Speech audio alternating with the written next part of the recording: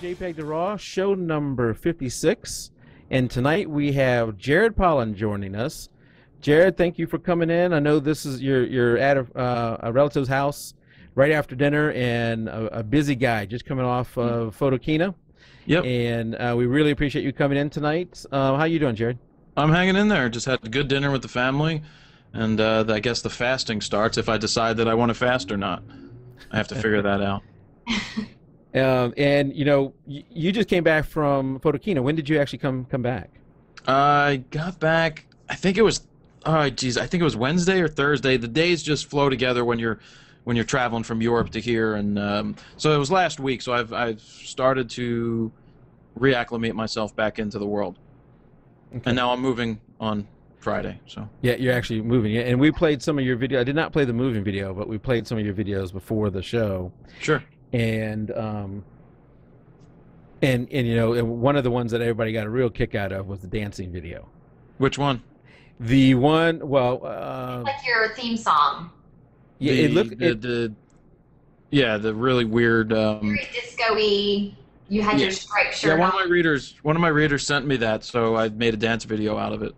That's awesome. Now, am I hearing things, or at the beginning does it say Jared, Jared, Jared, Jared? It does. He took and resampled. I didn't even get that the first 10 times I listened, and then I was like, that's me. It's me talking. Yeah, that was awesome. Well, Jared, you know, a lot of people know you from FroKnowsPhotos. FroKnowsPhoto. I'm sorry. I did buy the S just in case anybody typed it in. So they go to the same place. I was thinking ahead. And I've made sure I spelled that right everywhere I put it, but then I ended up saying it wrong. But you know, that's not all you are. So we'll go over FroKnowsPhoto a little bit. But prior to that, what got you into photography, and what type of photography were you into? Well, I started shooting at 13, photography-wise, and the straight-up reason is I saw a bunch of girls shooting basketball during warm-ups for the yearbook, and I thought that I could do a better job. So instead of telling them that I could do a better job, I just grabbed a camera and ended up doing a really good job. So that was it. I had a love for sports. Hockey was my thing. Even though I was shooting basketball in school, I ended up starting to shoot the Philadelphia Flyers by the time I was 15. Wow. And had a credential by the time I was like 17 years old to shoot down there at the every home game.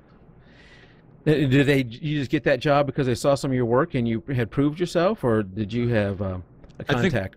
Well, what happened there is my cousin was an intern for a year, so I knew somebody, but that got me in a little bit.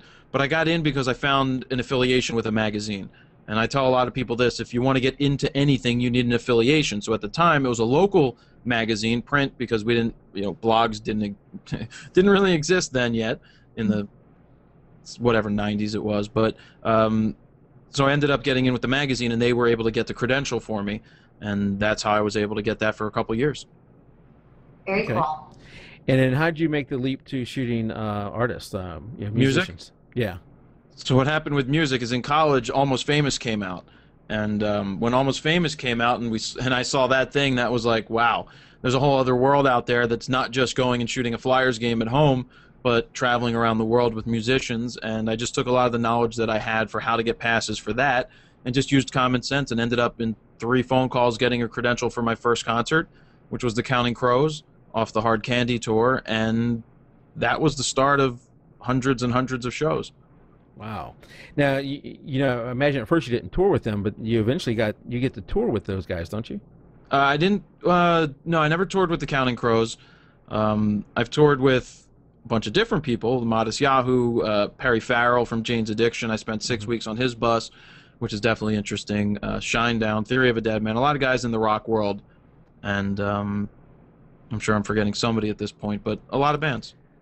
Yeah, so that must have been very, very interesting. You traveling the whole tour with them, and living with them and all that, or just part of it? So the Perry tour, which was for his band Satellite Party, was 6 weeks on the road on the tour bus, and that's an interesting story how that came about. A friend of mine ended up filling in as a guitar player. Perry asked if he knew any photographers.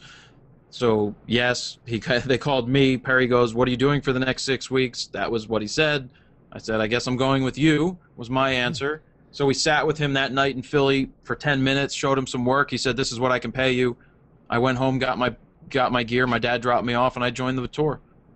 Wow. It's one of those opportunities that it's just like you don't get a lot of opportunities to hop on a bus with a guy that changed the music world, and is going to pay you to do it, to take pictures. And this was, you know, we had very early wireless internet on the bus. We're looking at 2007, so we weren't exactly speed demons on the bus with internet, and Facebook was just coming around, and so there wasn't, and MySpace was still big, so there still wasn't a lot of the ways to interact with the people like we do now. But 6 weeks is way too long to be on a tour. I tell most guys, give me 4 days, 5 days, and that's it. Fly me home or drop me off at home, and that's it. I can get everything in 3 shows or less.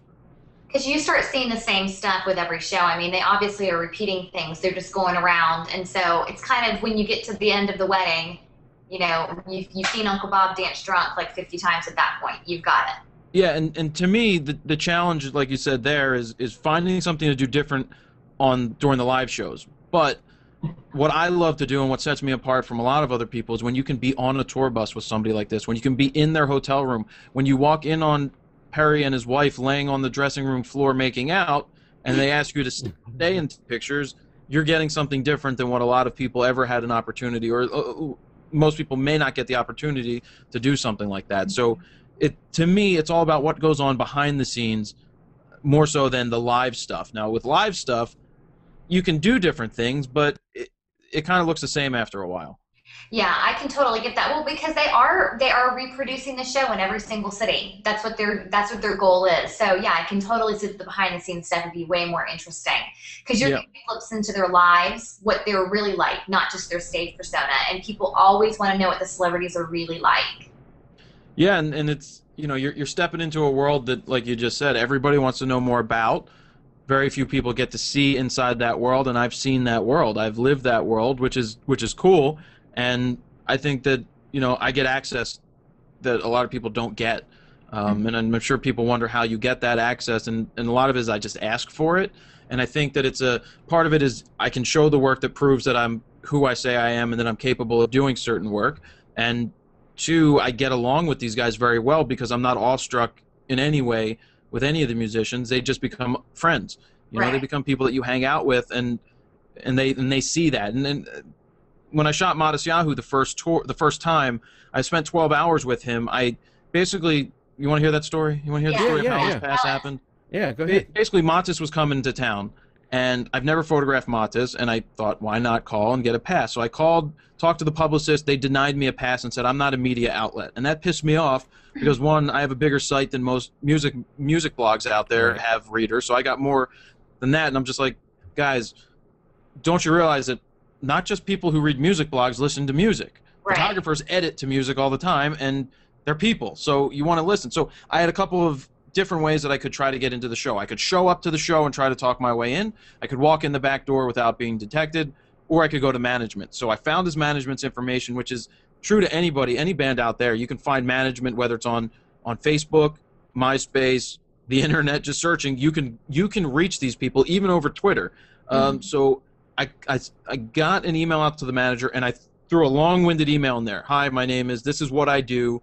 Here's links to work from touring with Perry. Here's from touring with other people. What I would like to offer you is, in trade, give me all access, no restrictions. In exchange for that, I'll allow you to use some of these images on your website. In this day and age, you have to offer something and get something in return. And I'm not saying just do work for free, but I know that I can do these photos and use them on my website, which other people can then see, so it's good content for me, but it also helps the musician. And I was sitting on the bus with Matis, and I said, why did you give me access? Why did you let me in? And he said, well, I basically, the manager said, you're the real deal. And that was it. And so I like to talk. I like to talk about my work, but I also know that the work speaks for itself. And if you don't have quality work that stands out from other people's, then it's harder to get a foot through the door. So, and I ask. I've always been told, my mom always said that, or my mom and dad used to say, you know, the worst they're going to say is no, but you never know when they're going to say yes, so just ask. Don't be timid, and don't take no as the first answer. No means maybe, first no as just except answer. With women. Yeah. Well, do you still do a lot of touring with the musicians and that kind of Not stuff? too much. When it, like last year in the summer, I toured with Matis Yahoo for 4 days. I flew out, met him in South Carolina, and just toured with him back up north, which was great. I'm working on a few different things that's going to take me on the road, personal type projects that I think will be really good content, change up the game from what's online. Because if you want, I have the YouTube videos, and I've got 1,000 of those, or more than that now, or 1,080 something. I don't know where it's at in 2.5 years, but I think I've pushed the envelope on YouTube and pushed it to another extreme to go beyond what people are doing right now. Because a lot of people started to copy what I did, and I don't think that's arrogant. I just think it's the truth. Yeah. So you're getting ready to push the envelope this year. Is that what you're saying, or are you saying? I'm always looking to push the envelope. Yeah. I'm working on it. I've got a deal that I just signed with a big record label to do something. I haven't told anybody that yet, but I can't tell you more about that, even though the contract's signed and they got it today. But there will be more about that. It's working with musicians. It's taking on more of a TV show style type show. Okay. But they're going to be 4 to 6 minute type shows, and that's just the first step in a direction that I want to take everything, because it's photography and it's entertainment at the same time. Because if it's not both, you're boring. You're gonna just be a talking head, talking tech talk. Yeah. So tell me, what does your family think about what you do and your career choice? Well, I've always done things differently. I've always tried to find my own way, because I grew up in a sales family. My dad's a salesperson, used to sell children's wear. My grandfather, same thing. My uncle, same thing. My brother's a salesperson, works with my dad now in their business. And to me, I used to sell cameras. Go to the camera store, sell. I love selling, because to me, it's not just selling what the camera does; it's selling what it can do for you. I just love I love selling. I love just winning. I like winning, and then to me, when you make a sale, that's like winning, because you did your job. But there's nothing I loved more than being in the camera store and helping somebody find what they need, because I have a whole method of how I think sales should be done and all that. So what do they think of what I do? They my dad didn't really understand a lot of it early on, for the first year, because I was living at home. I'm actually moving back home on Friday for 4 months until I can move into the place that I purchased. But he knew that I worked 12 to 15 hours a day up in the office. My brother's room, because he no longer lived there, that's where I set up an office, and that's where I hammered out all my content and edited and worked, and didn't realize really what I was doing. But obviously, asks when I'm getting a haircut still, and all of that. But obviously the brand is the brand, so I'm not cutting the hair. I may trim it soon, because it needs to be trimmed. It's been 5 years October. But he gets it now, after seeing the book release, the video guide, and seeing what happens when that sells. We're on like 1,000 sales in 3 weeks, I think. So yeah, I mean, the hair's become sort of a trademark. Oh yeah, the hair's trademarked and branded, and it's good to go, hair picks and all. Yeah. And anybody out there who's watching, we're doing this. We're wearing these things in honor of Jared, because it is, we enjoy watching Jared's videos, and Jared's a very entertaining person as well as knowledgeable. So you went from. You have to be knowledgeable, by the way. You have to be. Yes, you have. Yeah, I mean that's another thing that you get out there. People can see right through bullshit, and I like to have. You have the work that speaks for itself. Then you have the knowledge, because I've been doing this. I've been shooting since I was 13, so I've learned a lot. I've been around. I know. I think I like to think I know what I'm talking about. Mm-hmm. Yeah, and we've often said, and you are the living embodiment of it, that being a good business person, being a successful photographer, is mainly about being a good business person. You got to, everybody. There's a lot of good photographers out there, but what separates people, the successful ones, is the business side, and you definitely have that down. Well, it took a while. Believe me, right out of college. I mean, it took 10 years to get to a certain point to feel comfortable, to find my way. I mean, I was freelancing and doing those odd jobs, and then shooting weddings and stuff like that. And it wasn't until the past couple of years that I've branched out to do what I've done. I still put out free content every day, but I do offer the shirts and other things like that, because it is, as much as there's always haters. You know how haters are. I'm sure everybody's got haters. You haven't made it till you have haters, and people just rip on you for asking for support or asking for somebody to buy a t-shirt or asking for somebody to look at an advertisement or taking a sponsor, when in reality it's like, do you get paid to do your job? You know, do you take pictures for free? And it's like, look, I'm dispensing quality information for free. Servers are expensive. It costs $300 a month to run a server to keep a site that gets a lot of traffic running, and that's just the server, not counting the people that have to operate the server, because I don't know anything about that stuff. So there's so much that goes into it. Yeah, you have to have a good handle and delegate things, and I'm good at delegating, but I also like to have control. Control's like one of those things. You want to oversee everything, but you have to let the strings out a little bit. Yeah, and I think that that seems to be a common trait among successful people too. Is one, they want to have control of everything, but they understand the power of delegating. And yeah, I mean, I worked with, we talked about that Spreecast software that I use, and the guys that founded Spreecast, they're in Philly. They started StubHub, and they sold StubHub to eBay. So I became friends with these guys through their new venture, and the one question I asked the one guy who was one of the founders was, when did you know it was time to hire somebody else? When did you know it was time that you needed to hire somebody? And he's like, tell me, what is the percentage of your day spent doing things that you shouldn't be doing? Yeah. Things that other people could do. And I basically figured it was like 70%. Yeah. He's like, it's time to hire somebody. And I have somebody that I've worked with for 10 years that we worked together in a business, and I ended up hiring him to work with me because I needed, I could have done everything myself, but then you're not going to build. You're not going to climb unless you build that team, and you take steps, and you streamline and you build a team around you. Like, I have a great web guy who takes care of my site. I need changes made, he does it. He's got a friend who takes care of the servers, because servers are damn important. And you deal with crashes. I hate dealing with when's downtime. Your site's down, you're done.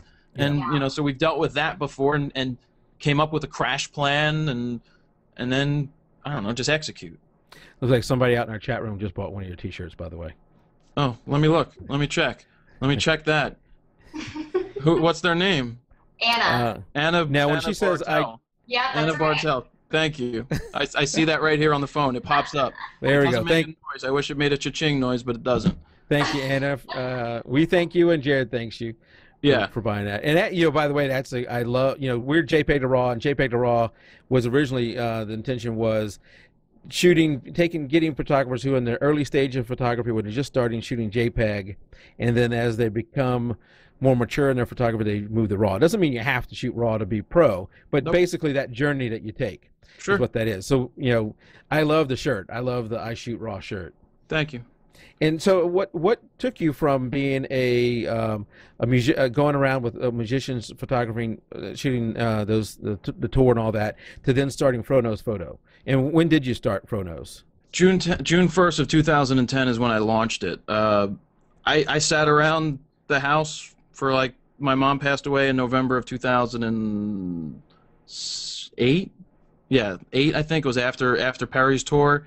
And I didn't do very much, and I don't use that as one of those excuses to not do anything, because I never bought into any of that stuff, But what happened is I tried to do stuff on jaredpolin.com. I tried to make some videos. There's some old videos up there on YouTube of me trying stuff, and I was getting traffic to this site that I was working on, but I wasn't prepared. I didn't know what to do. I didn't have the right mindset. And then I went to, I covered a fitness not a competition, but a fitness seminar in Florida, and it was my first introduction to people doing what's internet marketing stuff. That these guys had email lists, and they had businesses, and they would send out newsletters, and they were selling product, and that was interesting. And then I realized there were other conferences going on, and I've never paid to go to a conference. I'm not a big fan of those self-help things and all that, but I went to some of these internet marketing things where I worked directly for the biggest people in internet marketing, because I offered them my services for nothing to get into that $3,000 seminar that they were charging, because they charged a lot of money. So I wouldn't personally pay that, but I got in for free. They put me up in the hotels because I showed them my work, and I got to sit in the front, literally in front of the front row, to pay attention to people. And I learned a lot from there. I learned what not to do when it comes to selling or being in business. And I think common sense has to play a part, because there's a lot of bullshit out there in the internet marketing world. I don't know if anybody knows anything that goes on out there, but you know, people just want to sell, sell, sell, sell, sell. Right. And I took the mentality of, I'm just going to give a lot of stuff away for the Gary Vaynerchuk mentality. Does anybody know Gary V? I don't know. Yeah. No, well, check out Gary V. He's well outspoken, but his mentality is there's no secrets out there. His thing's all like called Crush It. One of his books is called Crush It, and he has a thank you economy thing. And basically, it's if you put out great content and you interact with readers and you interact with people out there, they're going to be fans. They're going to thank you for doing it. They're going to buy your stuff if they like it and as a thank you to giving it away. So basically, the mentality that a lot of the internet marketers had was sell, sell, sell, sell, sell right away. And I chose to do the opposite and do what felt right and build a brand, give everything away, offer T-shirts as a way to help subsidize the site. If I didn't do T-shirts, and the reason I do T-shirts is because bands do T-shirts and bands do merch, and I learned how important a band can't survive on selling albums. A band survives on selling merch because they make money on shirts every single night. So by 15 days into my site launching, I had T-shirts ready. I had this is the original one without the trademark on it. There's very few of these around, but I started moving those, and that helped me. That was one way that helped me keep the site alive, other than a credit card that gave me zero financing for 15 months to max out, which is always a good, smart way to That'll do get it. you If in you're going trouble. to pay your bills back, then don't worry about interest. So I just digress. Does it have anything on the back? This has my logo. Everything. It cost me twice as much to make the shirt, but every shirt has my logo on the back. Yeah. Because you have to pay for even though this is this big, and let's see. You see the logo? Yeah. So Every shirt has the 4-inch logo on the back. That was a decision I made early on that the brand is important. It's got to be everywhere. Absolutely. That's what I was about to say. Is the brand is extremely important. And do you ever walk down the street and see people wearing your shirt? You know, I imagine you have a boot camp. A lot of them show up with the shirt. Yeah. But it must be enjoyable to walk down the street and a complete stranger you don't know, you see them wearing the shirt. Well, somebody was wearing. This happened in Philly. I was waiting for a friend to pick me up, and this kid came walking down the street with an I Shoot Raw shirt on, and I stopped him, and he didn't know me. And I was like, "Where'd you get the shirt?" He said, "A thrift store for $1." I was like, "Holy shit!" Somebody had the shirt and then sold it to a thrift store or gave it or stole. I don't know what happened, but he didn't know me. But I took my picture with him anyway.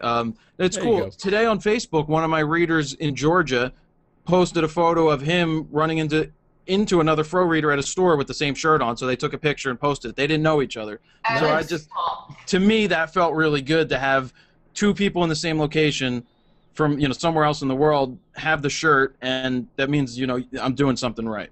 Yeah. Yeah, that is awesome. And I was watching some of your videos, and one of your videos you did a photo shoot at a Waffle House. Do you remember that? Yeah, I love Waffle House. We don't have them here. Do you know who I work for? You work for Waffle House? I am the controller for Waffle House. You work for Waffle House? Yes.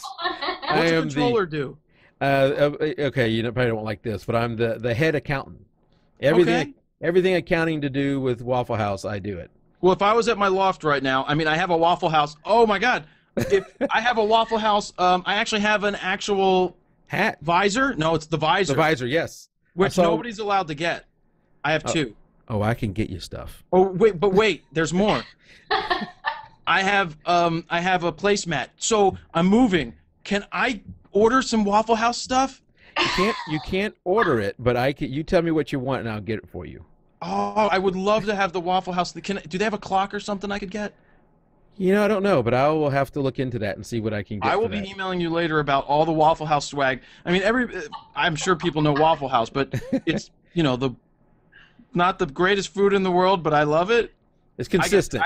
I get 2 eggs scrambled, and I get straight up double hash browns. No smothered, covered, and chunked, and all that. Just straight up.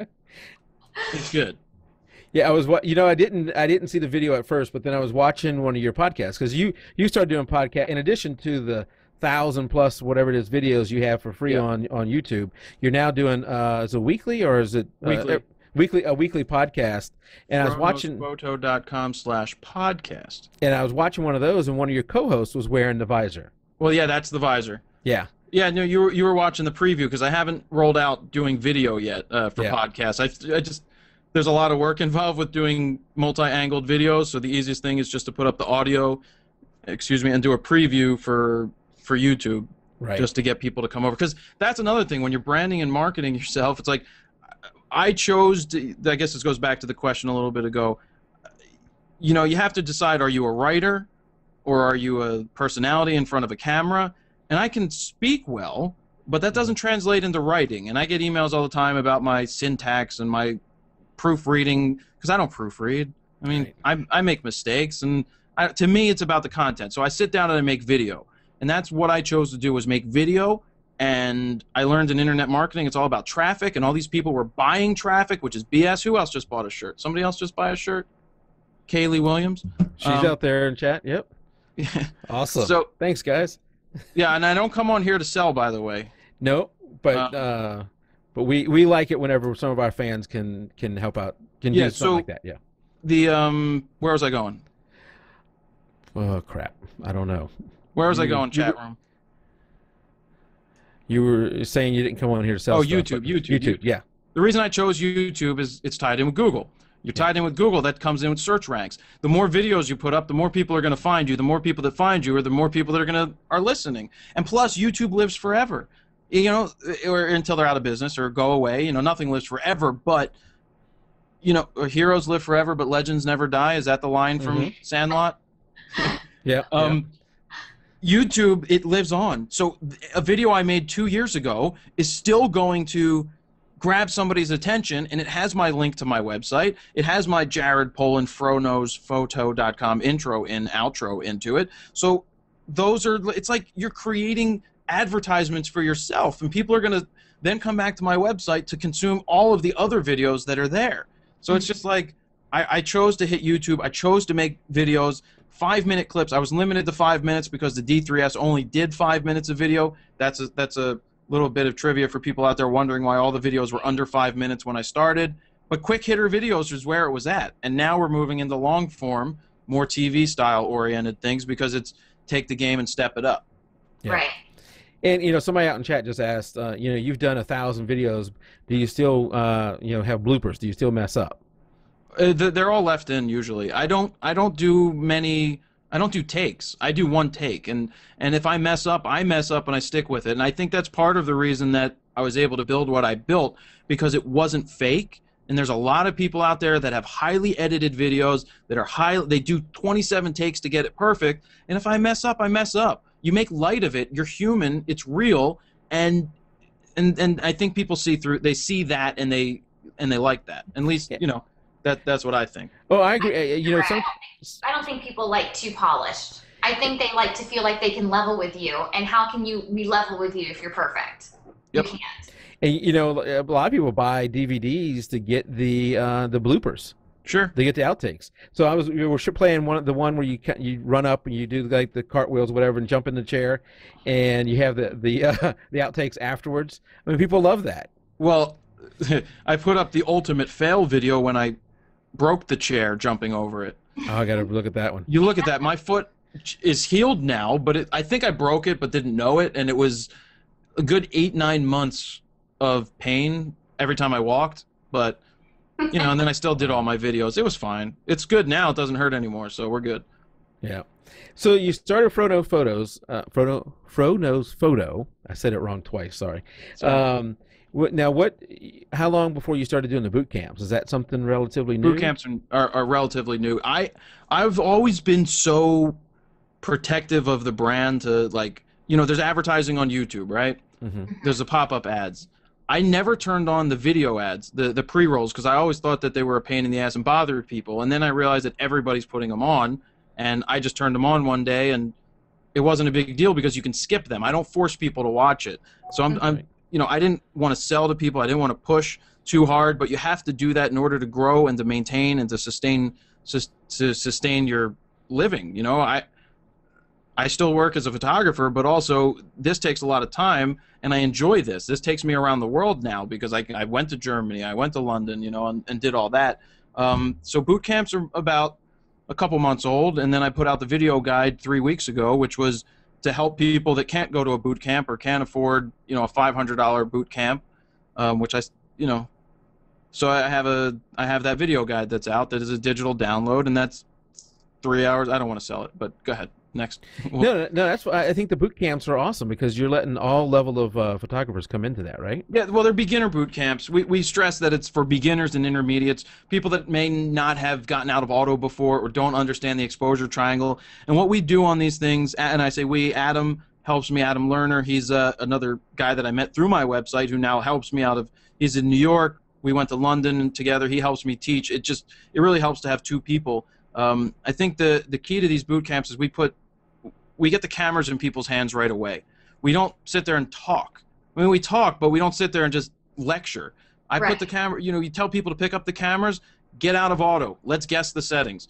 Literally right when they start shooting and they guess the settings, they're going to get the picture right in 3 shots. It's not hard. We use the screen. As much as people say don't chimp and don't look at the screen, because back in the day we didn't have a screen. Well, we're not back in the day anymore. And I had to get out of that mentality myself of saying, well, in the film days, we only had 36 shots. In the film days, we couldn't see what we did. Well, now you have as many shots as you want. I'm not telling you to motor drive. You should be very selective. I always tell people, pretend that it costs $1 a picture and think if you would shoot that picture, if you knew it cost you $1. Would you shoot 2,000 shots every time you went out? Well, that still makes sense because time is money. And so if you have to go through and look at all those pictures that aren't good for anything, then you are wasting your money. Well, and that's another reason a lot of people, some people rip on RAW is they say the files are too big and it takes too long to edit. Well, stop taking so many damn crappy pictures and you don't have to worry about editing every single one. Right. Right. Yeah. And to be honest, storage is cheap these days. You can get the storage for it. Storage is cheap as anything today. I mean, I have 2 Drobos on my desk and then now with Amazon Glacier, if anybody's heard of Amazon Glacier, you send them a hard drive, and for $10 a terabyte a month, they're storing your stuff in deep storage. It's like the 4th backup you'll have. It's the one that you forget about that if you ever need it, it's there. For $40 a month, I got 4 terabytes of data. For $40 a month, I'd rather have something there than to have a safe deposit box that I have to go put stuff into. This, look at that. The shirt, your shirt's falling off. Sorry. Don't distract me.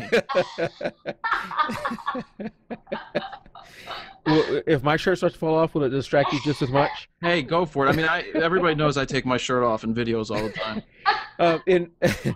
Backup is one thing that we've preached about here a lot, and I think it was last month we gave away a Drobo. Oh, nice. So we really like that too. Is making sure you back up. Now, when you do the boot camps, a lot of these guys and girls are brand new or early in their photography. What do you see as the main thing that is holding them back, or the main things maybe the things that they need to learn that maybe they're afraid of? I think it's confidence, the ability, just feeling confident enough to get out of auto, to rely on yourself. To stop relying on the camera to make all the decisions. And that's what I do, or that's what we do, is we get you out of auto right away.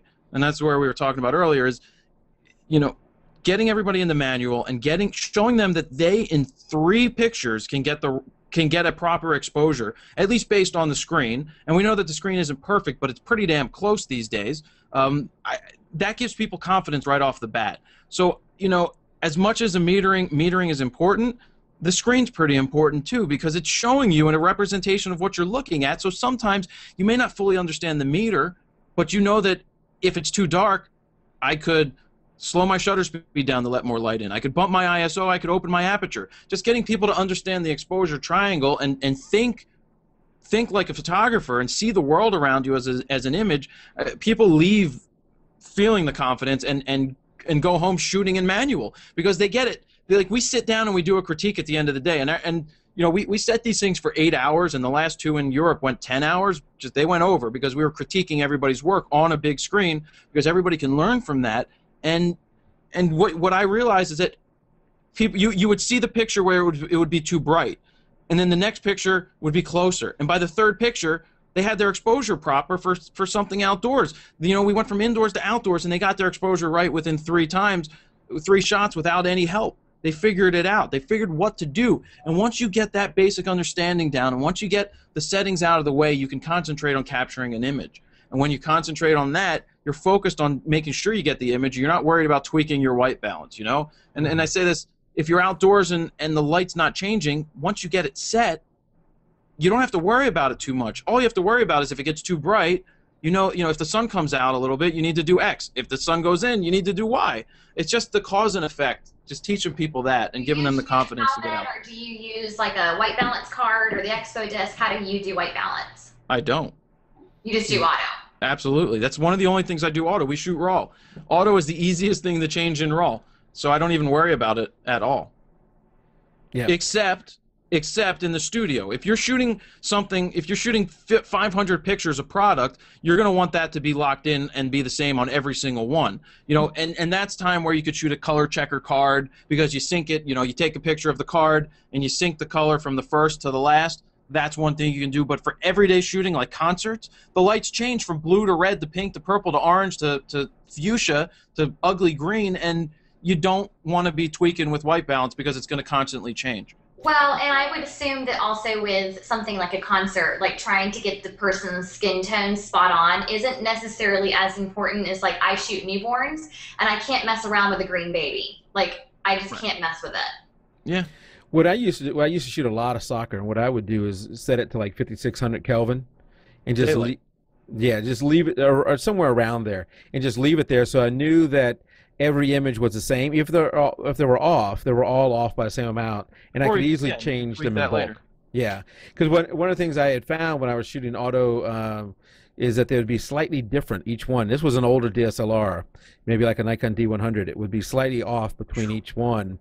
Yeah, it was a while ago. 1 frame a second RAW. Yeah, it was close to that, yes.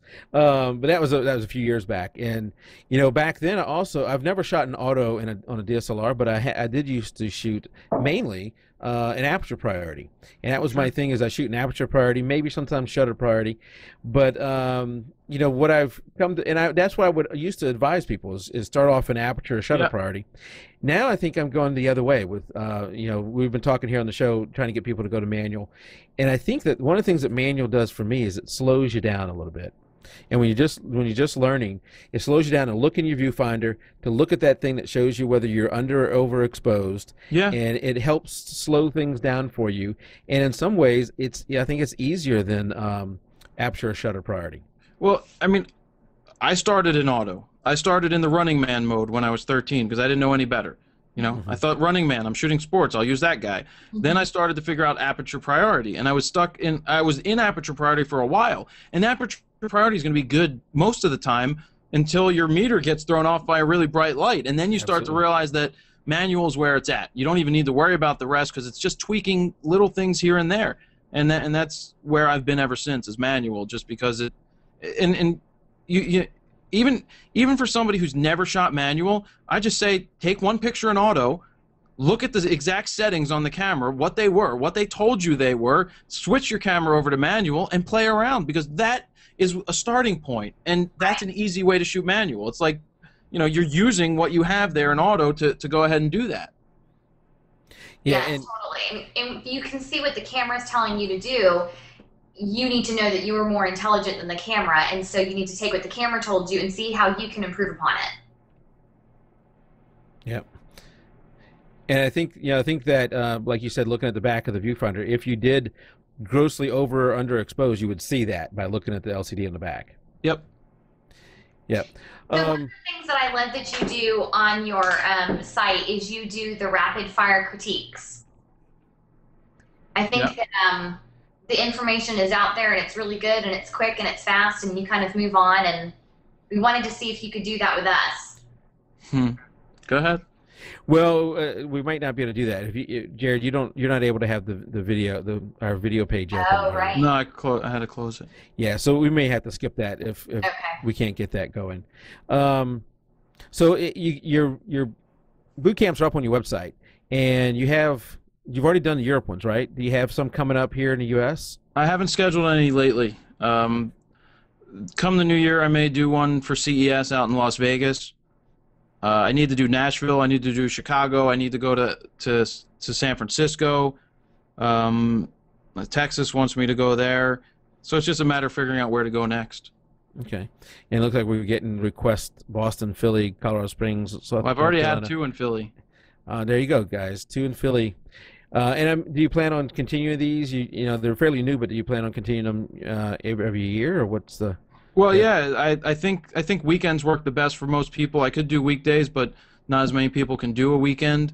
We ended up in London doing 25 on a Saturday. Manchester we did on Thursday. We had about 14. It would probably been higher if we did it on a weekend. So I'm thinking to do some weekend dates. You know, and every place I do a boot camp, I do a free photo walk where we show up for about 2.5 hours, 2 hours, and just talk with everybody, go, answer questions and do a little bit of teaching.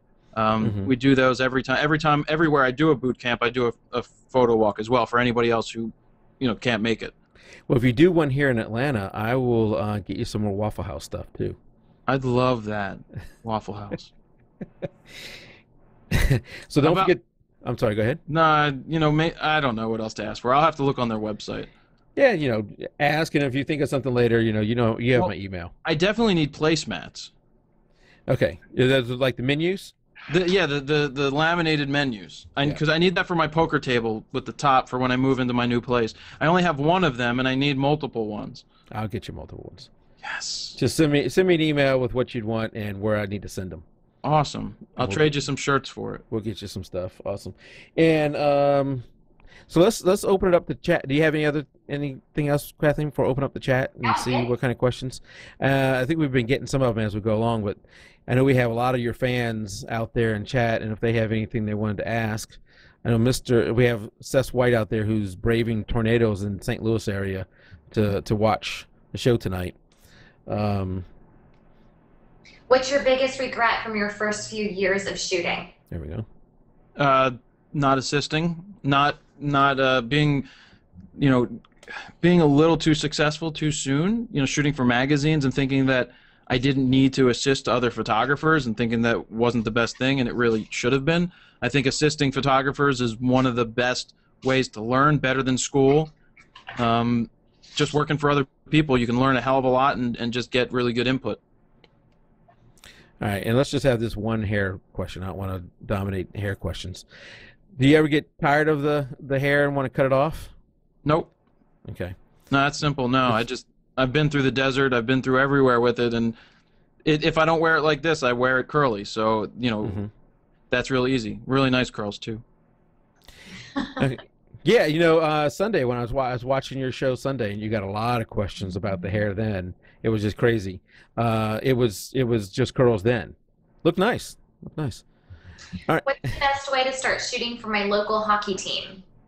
Show up. Just show up and shoot, or ask them. Tell them you're going to give them some photos. Is it a pro team or is it a minor league team? Mitchell, is that a little bit of lag? So. Semi-pro. Semi-pro. Semi-pro should be easy. Those guys want free pictures. I just hang out with the players at the bar or something afterwards because all those guys go out and drink. But I call the PR department. Go, hey, I'm looking to come in and photograph. Can I get a pass? And I'll get you some of the pictures to use on your website. That's your in. Do a good job, and then they'll invite you back for more. Because really, what do they have to lose? If they're not going to be paying you, you're going to give them that as an in. Yep. And maybe you need to point that out to them. What do you have to lose? Yep. I'll if I have to, I'll even buy a ticket to come in. Yeah. Do what you have to do. So, what type? This is another question. What type of photography do you like to do most? What do I like? Photographing people. People. I think that I'm just tapping this thing out real quick. I like capturing moments. I like people. They tell a story. I have trouble with not trouble with inanimate objects. I like the challenge of photographing things that aren't living at times, but landscapes don't do it for me, and stuff like that, and still lifes don't do it for me. But capturing people and emotion in images is what I like doing, whether it's a musician or just a person working. I like being able to tell a story, and it's not just one image, it's multiple images that together tell a really cool story. Yeah, looking at some of your photos from the bands, it wasn't so much about them performing. It was the other photos. While they're not performing, the photos. Those are the ones I enjoyed the most. Yeah. All right. I don't want to keep you too long. So, any more questions out there in chat? If not, we're going to let Jared go. Oh, here we go. What do you feel is the best cover? What do you feel is best covered in your beginner's guide? What do I think is best covered in the video guide? Yeah, I'm not quite sure I understand that question. Well, basically who it's for anybody who's either just picking up their camera, had a camera for a while and hasn't figured out, how to get out of auto. What's amazing about the guide is it's demonstrations. It's not just me sitting there yapping. We talk about it, then I go do it, and then there's those 4 photo shoots where you get to see me interact with models in different situations, so you get to see how I actually work in a situation while teaching at the same time. All right, and do you use any off-camera lens, off-camera flash? Like I mean, I have strobes. I have studio strobes for if I ever do studio stuff. It's not my main thing. I have no problems doing it. It's something that I've done in school. It's something that I've done after. It's just not my thing. I don't like using off-camera flash as much when it comes to a strobe in situations with musicians, because I like the candid nature of it. And I just find that flash is a little more revealing. They know you're there, so I try to stay away from that a little bit. So it's not so much for the image; it's more for you want to be more hidden. Yeah. Not Yeah. Yeah, like I said, if I need to set up and do a studio shoot, I've got my strobes, I've got my soft boxes, I can do that all day long. To me, it's all about angles with light. It's really easy to figure it out these days. You don't even need a light meter. You take a picture and you can see what you need to do, and figure out your lighting from there. I know you mentioned the Nikon D3 or D3S. Yeah. D3 didn't have video. Are you still shooting with the D3S? No, I said goodbye to that. I made a goodbye my old friend video for that and replaced it with the D4. Oh, nice. My mentality when it comes to gear is you dump the pro gear as soon as the new one's announced, because if you don't, you're going to lose all the value in it. Absolutely. So when you can roll it right in, people go, how do you afford all this gear? And I go, well, you do it right. You buy great lenses, and then you trade them for better lenses. You never trade glass for bodies, but you may trade bodies for glass, because glass lives on 5, 6, 7, 8, and 9 years, like the 70 to 200 behind you. It lives on. So when you buy smart and you trade up well, you know what this is? It looks like a 120 to 300. It is a Sigma 120-300. Yeah, they just announced the new one. Smells like sports. Did you see the new one? I did. It looked awesome. Yeah, it felt good too. And I don't know how you got Gwyneth Paltrow to be behind the counter there. I mean, that was just... And I know we're getting a lot of questions about lenses, but here's what I'll say is Jared actually has a video with I'm not sure who the lady is that's in your video. Is that grandmother or? Will. Yeah, it's my grandmother. You had a video with your grandmother where you're going over all the gear that's in your bag, basically. A lot of your lenses. 95 videos with Lil. That was one of the first ones. What's in my bag? Yeah. That one has 500,000 views on it for some reason. People love gear. They do, and rather than go over every lens that you like, because you have a large collection there. Well, the Hebrew Trinity. If I needed 3 lenses to live with forever, 14 to 24, 24 to 70, and 70 to 200. Boom. Cover all the angles right there. There you go. And you can, if you want to see any of that stuff that he has, you can watch that video. Somebody also, you had mentioned your mom earlier on, and there's a great tribute video to your mom on your site, and I would recommend people go watch that too. That's very touching. And somebody's asking about black poker chips. Did you bring any black poker chips? Is there 100 chip? No. Is there something with that? Well, on the podcast, I used to throw poker chips around the table when somebody says something good, because that's why I sit at the poker table, and I thought throwing chips for, kind of like around the horn style that they did on ESPN. Somebody says something good, they get a point. So that's what that is, I think. Okay. All right, Jared, thank you for coming out, and we're going to keep going a little bit. If you need to drop out, I know you're very busy. Jared is actually at a family member's house right now, and stopped visiting with the family just to come in and join us. We appreciate that very much. I have to go get ready to move. And you're moving, and you're just getting back from Europe, so very busy guy. Yep. Really appreciate it. Jared, don't forget to send me an email, and I will get you some things from Waffle House. How could I forget a Waffle House email? I mean, there's cups, there's placemats, there's menus. What else is there to get from Waffle House? Maybe I'll have to get you a list of things you can get. Yeah, a list would be great. Maybe some spatulas, maybe one of those egg things to put the eggs in, and then. I think he wants to create a Waffle House in his house. I would love a waffle. I would love that. I could actually get some of the food too, like the waffle batter. I don't know if you're into that. I know have right I don't now. know. I don't know about traveling meat and that kind of stuff. It may not be that well, I good. don't eat the meat. I don't eat the meat, but I do have a popcorn machine. I would do waffles if I ran into a pancake making machine at a hotel recently. That was awesome. Um, but no, I Was love it hash one of those browns. that spinned and it kind of like pushed out the little flat pancake? Yeah, Yeah, those are pretty cool. it was They don't awesome. taste the same though. It was awesome. Well, as Waffle House, we're not big fans of pancakes. No, no, but is Huddle House still around? Yes, they are. Is that still your competition? Not so much. They're much smaller than we are. Yeah, because that's where all the football players go to meet on Sunday. Oh, up there and where you are. No, the Huddle House. Oh, Come okay. All right, I got the joke. All right, Jared. Well, thank you very much. We will hang out just a little bit longer, everybody. So don't leave quite yet. Nice to meet you, Jared. Thanks for Nice to coming meet you. out. Yep. Thanks. Bye, Jared. All right, guys. Have fun. See ya. Thank you. All right, everybody out there, we thank you for coming. Jared was, like we said there, he is at a family member's house, and I'm very thankful that he came in and joined us. And we just have a few more things to go over, Kathleen. Okay. Whoops, I'm trying to shrink this down. I found another way to adjust the little thing here.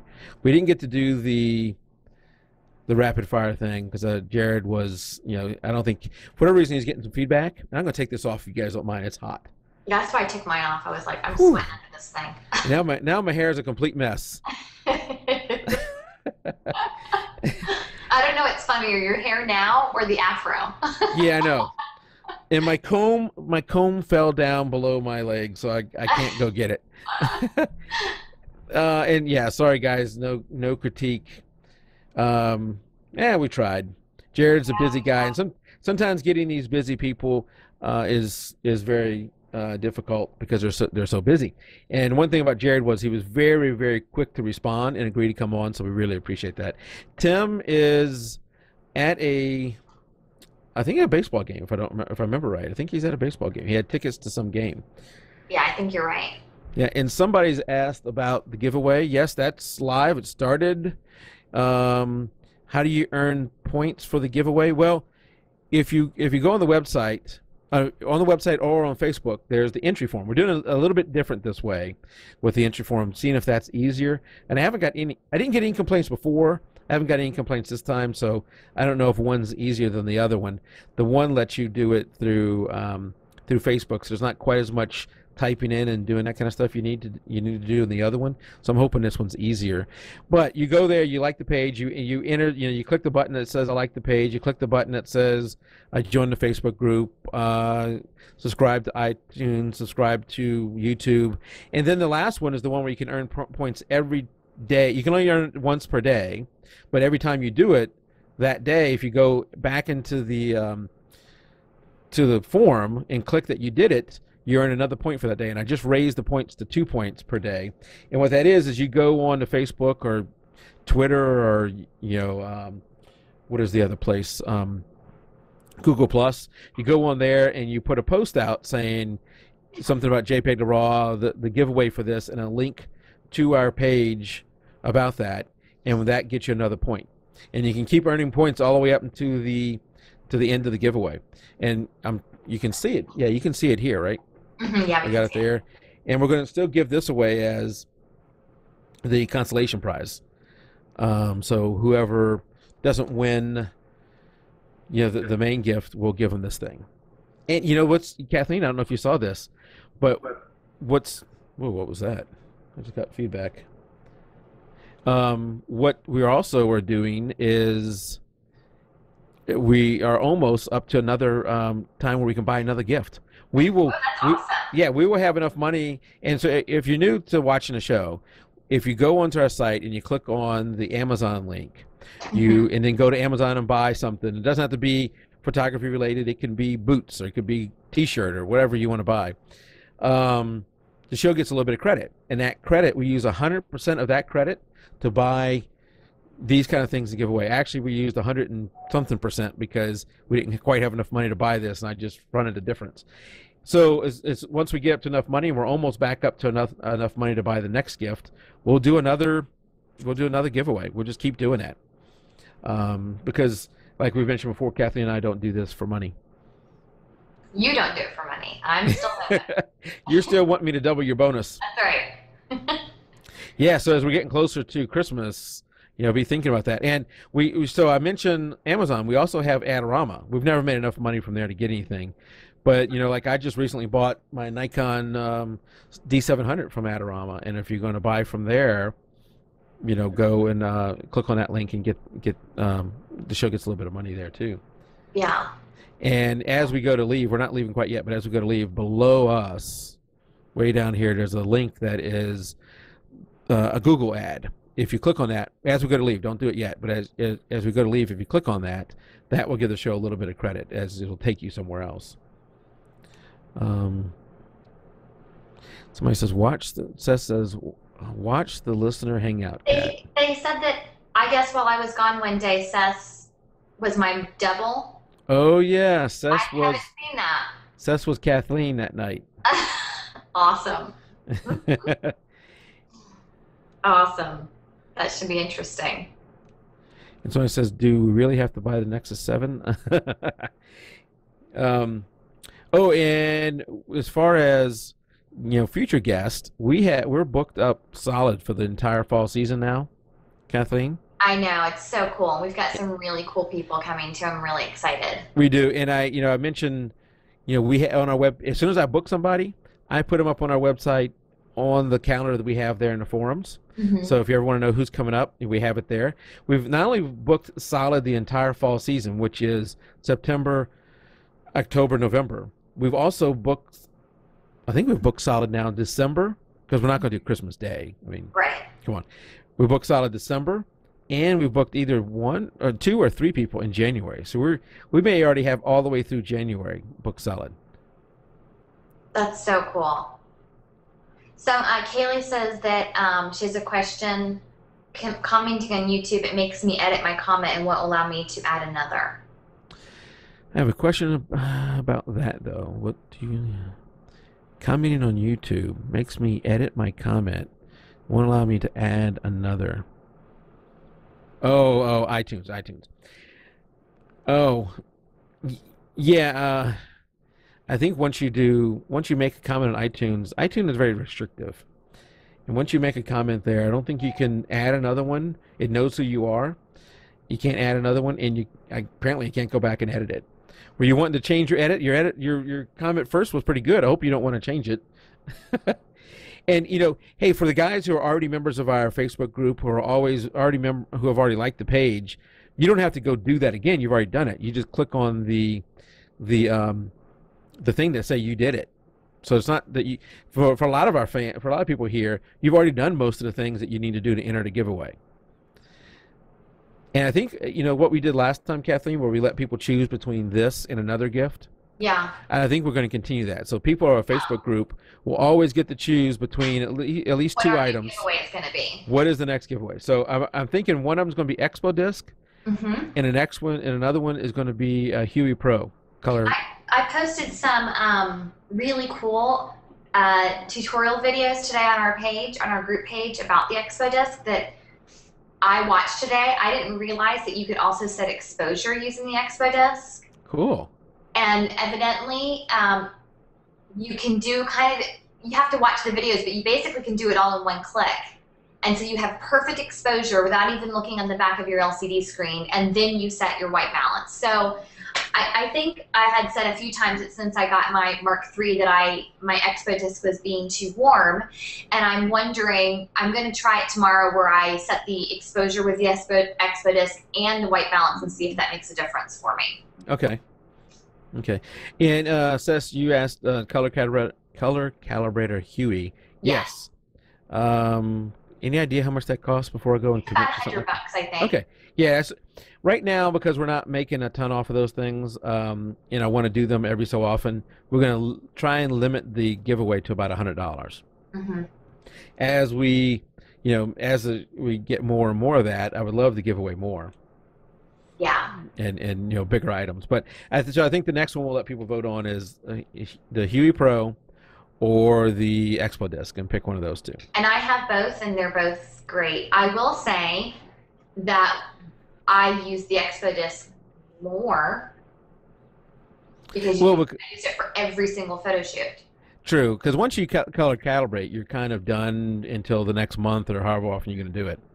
But it's still a great thing to have, no doubt. I'm so glad that I have one because every month I can just hook it up and make sure I'm good to go. And a lot of times I'll just leave it hooked up and it monitors the light in the room, which is great.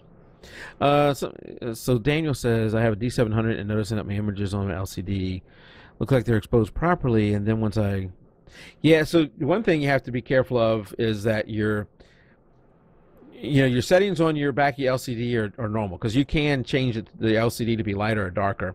So you want to make sure that that's set to probably normal, and then your monitor is color calibrated. And if you're seeing a big difference, maybe what you need to do is look at the image on the back of your LCD screen on the camera, and what is the histogram telling you? If it looks normal, but for some reason the histogram is all the way to the left, then maybe it's your LCD is giving you a false information. If you then look at it on your computer and it looks way underexposed, but the histogram is not all pushed to the left, then maybe you got a monitor problem. I would personally say, I definitely will say that I've used my LCD screen 1,001 times to make sure that my exposure looks good. However, it's not the most trustworthy thing because it's not a color calibrated screen. You can adjust the brightness and darkness to your taste, so it's really not exposure correct either. So really the LCD screen's biggest purpose, I think, would to make sure that you've got stuff in focus, or that your composition is the way that you want it or something like that. But you should probably rely on the histogram for your exposure. And what Steven's saying in chat is what you're looking at on the back of your camera is actually a JPEG. Even if you're shooting in RAW, that is a JPEG that has been edited with the JPEG settings. Right. What you're looking at when you bring it into the computer, if you shot RAW, is the RAW image. So it may look a little duller than what you remember seeing on the back of the LCD screen, because really all RAW images need some post-processing. Yeah, and I remember when I first started shooting RAW, looking at my images and thinking, oh my gosh, they look so grainy. But what I didn't realize is that JPEGs have already had noise reduction run on them, and RAW, nothing has happened. So you have to do all that stuff, but then that means that you have the control over it too. And Mitchell just asked me about the Mitchell, don't forget you got to pick what next month's contest is, the theme for the contest. Do that on the Facebook page. And we still have a little bit less than a week now for people to enter the current month. So you want to go out there and enter the current month, which is Celebration. You have till this Sunday to enter that. I just bought this D700, and my son. So this is pretty good. My 13-year-old son decided on his own that he wanted to start going to church. We had not been going to church for a little bit. He wanted to go to the church on his own. I think it actually started because of a girl. Of course. But I don't have our ways. I don't and I don't think that worked out. But fortunately for him, he continued doing it. He continued going to church and actually decided to go ahead and get baptized. So he got baptized this past weekend, and I had I took my D700, of course, and went there and I set it to the maximum frames per second, which with the battery grip on the bottom is I think 8 or 9 frames per second. And holy crap, that thing is fast. So and it's full 14-bit, 12 megapixel, 9 or 8 frames per second, and I really like it. I cannot wait for regular swim season to start. So would I recommend that over the D600? That's hard to say because I haven't used the D600. The thing I like about the D600 is, one, it's got video. 2, it is 20-something megapixels. For sports and all that, the 12 is more than enough for the sports I'm going to do.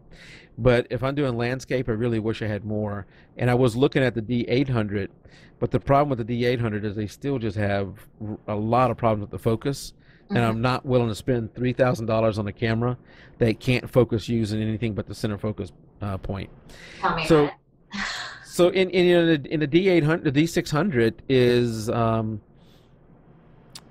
it's still good megapixels. It's full frame. It's 20-something megapixels, full frame, and I think it's around $2,000 or so. Which, if you're going to buy a used D700, it's going to be around that same price. So I think might go ahead and get the D600. Why not? I've seen a lot of people who've gotten the D800. They're selling it. The file sizes are too much for them to want to deal with, and they're done. Yeah, you know what? I preach about backup. I preach about the fact that storage is cheap. But if you don't have a storage solution, and you're shooting RAW on a D800, that will chew up your hard drive space. Really really fast. Mm-hmm. So you do need to have a backup solution and a storage solution. My hair is crazy. So I don't want to say I would never buy a D800. I probably would if they had the focus problem.